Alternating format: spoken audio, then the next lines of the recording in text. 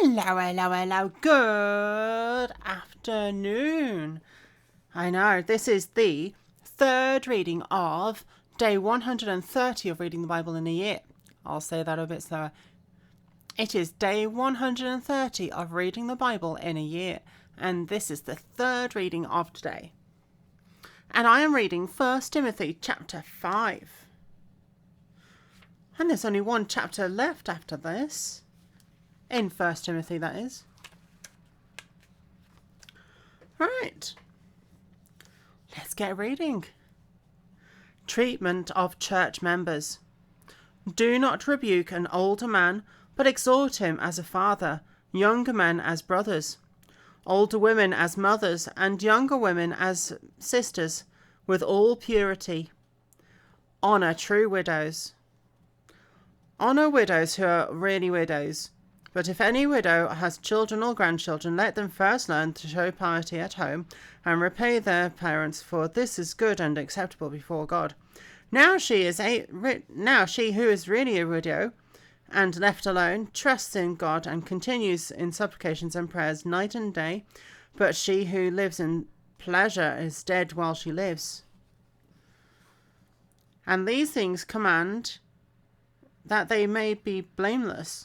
But if anyone does not provide for his own, especially for those of his household, he has denied the faith and is worse than an unbeliever. Do not let a widow under 60 years old be taken into the number, and not unless she has been the wife of one man. What?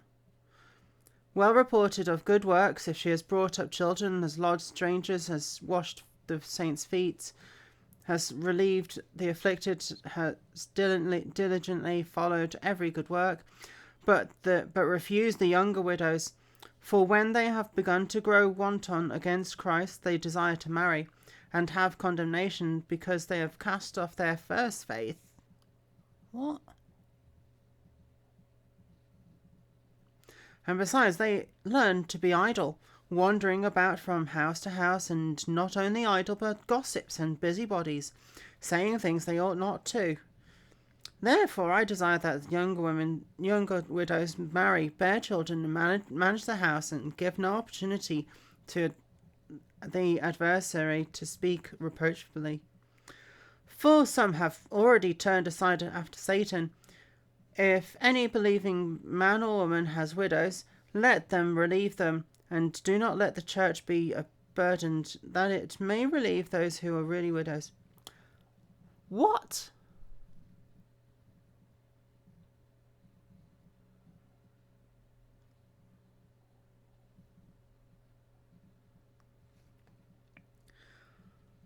This section makes me think that it's not written by Paul.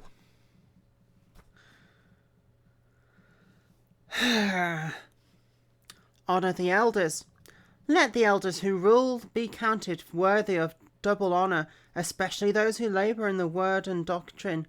For the scripture says, You shall not muzzle an ox while it treads out the grain, and the labourer is worthy of his wages. Do not receive an accusation against an elder except from 2 or 3 witnesses. Those who are sinning rebuke in the presence of all, that the rest may also fear. I charge you before God and Lord Jesus Christ and the elect angels that you observe these things without prejudice, doing nothing with partiality. Do not lay hands on anyone hastily, nor share in other people's sins. Keep yourself pure. No longer drink only water, but use a little wine for your stomach's sake and for your frequent infirmities. Some men's sins are clearly evident, preceding them to judgment, but those of some men follow later. Likewise, the good works of some are clearly evident, and those that are otherwise cannot be hidden.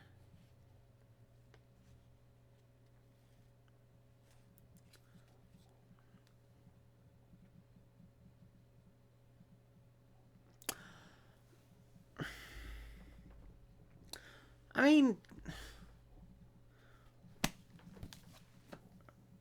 this is a letter to one person.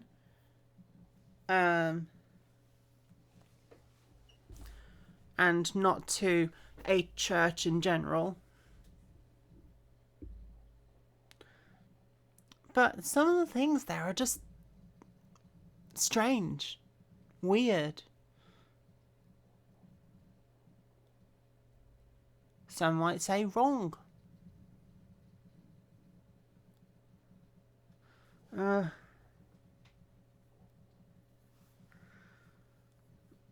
ugh. And this is why people say that the Bible contradicts itself.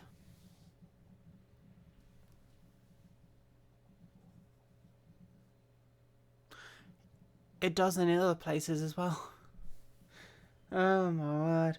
Alright, I will stop there for that reading and I will see you on Monday for day 131.